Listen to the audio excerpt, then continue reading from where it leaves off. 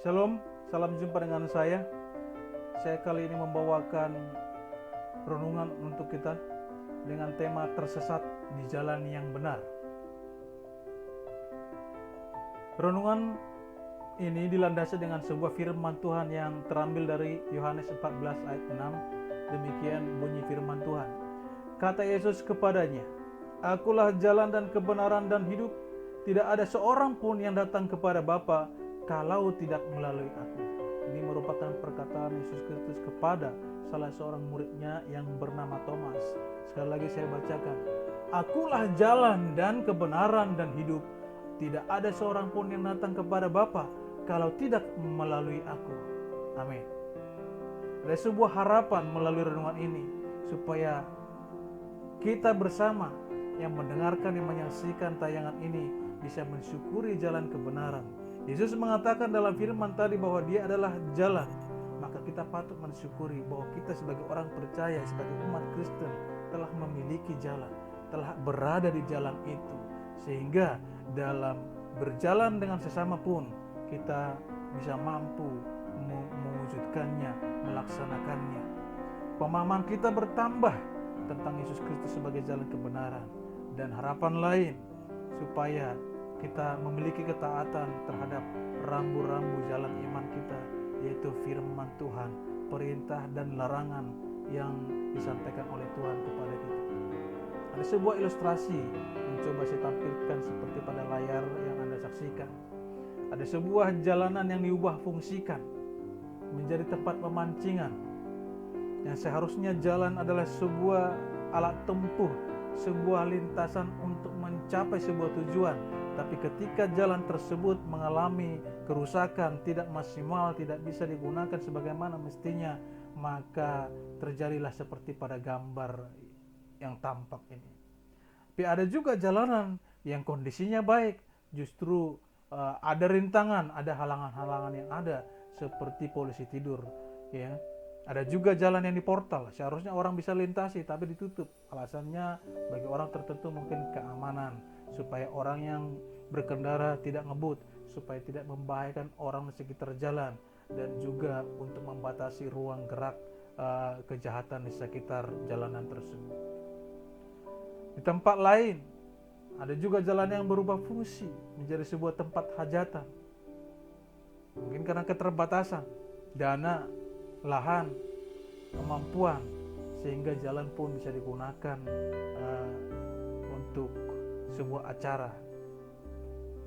Peristiwa yang lain, jalanan bisa jadi tempat berkelahi, jalanan bisa menjadi tempat tawuran, jalanan bisa menjadi tempat berantem, bahkan di jalanan nyawa bisa meregang karena jalan disalah fungsikan. Jalan menjadi tempat yang tidak sewajarnya. Jalan yang menjadi tempat rebutan. Orang saling berebut menggunakan jalan, sehingga terjadilah adu jotos seperti pada gambar yang tampak. Kalau kita lihat pengertian dalam Alkitab, dalam ayat Yohanes 14 ayat 6 tadi menyatakan Yesus adalah jalan. Aku adalah jalan, kata Yesus. Kata jalan diterjemahkan sebagai hodos atau the way. Os pada akhiran kata hod di situ merupakan bentuk kalimat bentuk kata tunggal. Os artinya cocok dengan perkataan Yesus tadi, tidak ada jalan lain, tidak ada yang bisa sampai kepada Bapa kalau tidak melalui aku.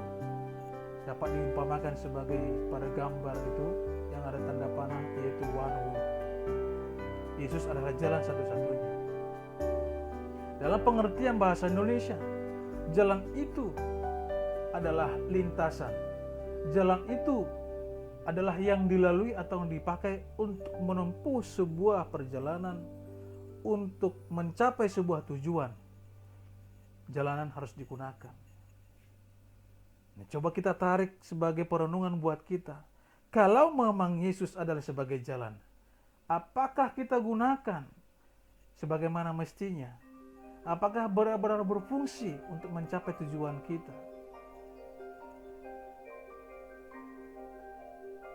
Apakah kita berjalan di jalan yang benar itu? Apakah kita benar-benar berjalan menggunakan jalan yang benar itu? Apakah kita benar berjalan? Apakah tujuan perjalanan iman kita itu tak fokus? Apakah kita akan sampai kepada tujuan perjalanan kita?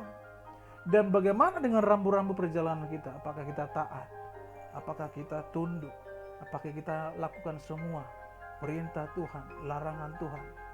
Apakah kita taati? Apakah kita tunduk? Di mana kita tidak taat? Di mana kita tidak tunduk? Di mana kita langgar rambu-rambu itu? Apakah kita sudah melenceng dari jalan itu? Atau jangan-jangan sebaliknya, kita ada di jalan itu.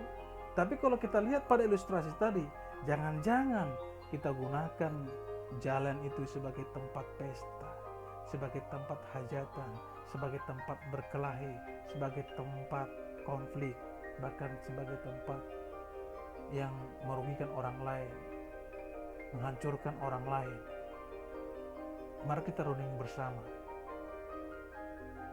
Apakah jalan itu kita gunakan sebagai yang mestinya?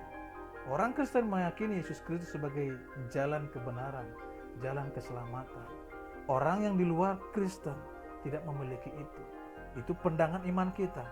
Tapi meskipun kita meyakini, percaya, mengakui Yesus Kristus sebagai jalan kebenaran, mari kita periksa apakah kita benar-benar berjalan di jalan yang benar itu. Apakah kita fokus pada jalan yang benar itu? Atau jangan-jangan kita sudah di luar, nyasar di jalan yang benar. Bisa terjadi hal seperti itu. Jalannya benar, tapi kita muter-muter. Kita salah arah. Tujuannya kita nggak nyampe-nyampe. Atau bahkan berhenti di situ. Bisa juga kehilangan arah. Rambu-rambunya pun kita tidak taati. Perintah-perintah Tuhan kita tidak ada yang lakukan. Bahkan sudah melakukan kesalahan, kita merasa benar. Kita menutupi kesalahan dengan kesalahan.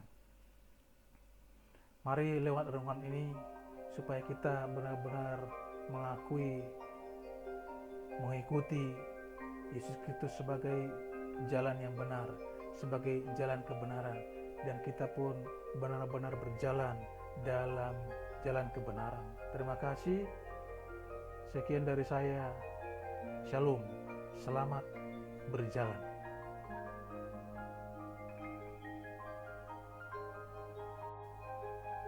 Selamat berjalan, selamat menempuh perjalanan iman Anda, iman kita bersama di dalam jalan yang benar menuju tujuan yang benar. Amin.